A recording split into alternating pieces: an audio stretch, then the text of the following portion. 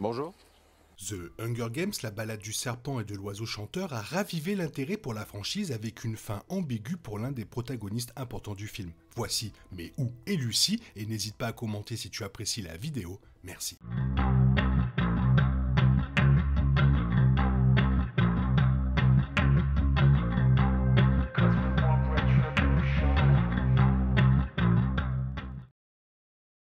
La série de livres Hunger Games de Suzanne Collins a été adaptée en 2012, mettant en vedette Jennifer Lawrence dans le rôle de Katniss Everdeen et explorant le monde futur dystopique de Panem. L'histoire centrale des romans tourne autour du concept des Hunger Games, d'où son nom, où des dizaines d'enfants sont forcés de se battre jusqu'à la mort pour le divertissement du Capitole et pour se souvenir de leur statut inférieur.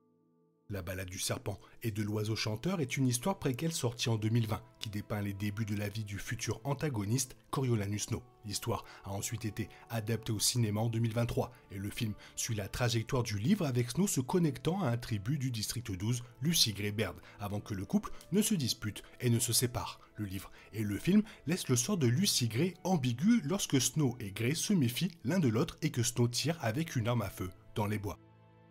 L'une des premières théories sur ce qui est arrivé à Lucy Gray est qu'elle a survécu, indemne ou blessée par balle. Lorsque Snow est revenu dans le district 12, il a été immédiatement ramené à la capitale. Et bien que Lucy Gray ait remporté les 10e Hunger Games annuels, l'événement était beaucoup moins spectaculaire à cette époque. On pouvait donc raisonnablement supposer que Lucy Gray pouvait éviter l'attention. Lucy Gray était douée pour échapper à la capture, donc en supposant qu'elle soit capable de rester discrète pendant une courte période, peut-être même dans la cabane, elle pourrait potentiellement retourner dans le district 12.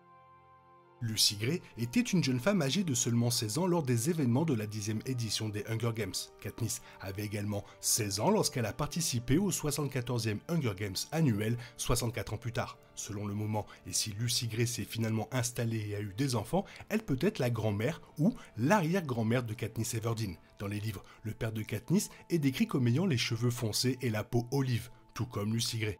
Le père de Katniss avait également une belle voix et a enseigné à sa fille la chanson L'Arbre du Pendu, écrite par Lucy Gray. Si Lucy Gray est revenue dans le district 12 et a vécu sa vie, il est raisonnable de supposer qu'elle a élevé ses enfants avec le même amour de la musique, le même esprit rebelle et la même énergie, tout comme le père de Katniss l'a enseigné à Katniss. Cependant, si Lucy Gray était trop reconnaissable après avoir remporté les Hunger Games et que Snow continuait à avoir des gardes chargés de l'avertir si elle apparaissait un jour, il est raisonnable de supposer qu'elle aurait pu se retrouver bien ailleurs.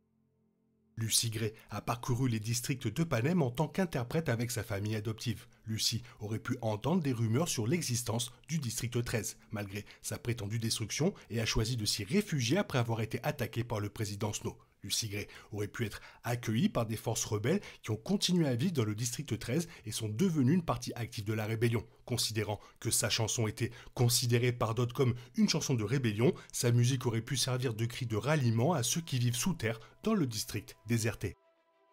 Alors que Lucy Gray semblait pleine de vie, de rire et d'amour dans le préquel, la trahison de Snow aurait pu la pousser à bout, au point de devenir pleine de haine et de s'endurcir. Ceux qui vivaient dans les districts souffraient déjà d'avoir beaucoup moins que leur père du Capitole. Alors que Snow allait jusqu'à tenter d'assassiner Lucy Gray et ses anciens amis, Lucy Gray aurait pu passer de sa personnalité joyeuse et extravertie à devenir l'opposante la plus féroce du Capitole, la présidente Alma Coin.